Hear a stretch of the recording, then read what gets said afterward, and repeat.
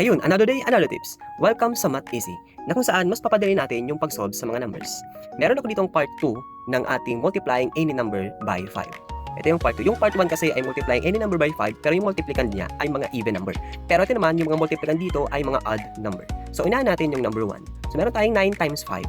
Sa 9 times 5, gagawin lang natin yung 9, kunin natin yung kalahati niya. Meron tayong 4.5. Ang sunod natin gagawin, yung decimal point is i-move natin sa right ng 5 para magkaroon tayo ng 45. Yan ang sagot natin. Di ba ang dali? Sunod naman, meron tayong number 2, 27 times 5. Kunin ulit natin yung 27 at kunin natin yung kalahati niya. So, 27 divided by 2, meron tayong 13.5. Yung decimal point, ilipat natin sa right side ng 5 para magkaroon tayo ng sagot na 135. Isulat natin yan. Yun. Di ba ang dali?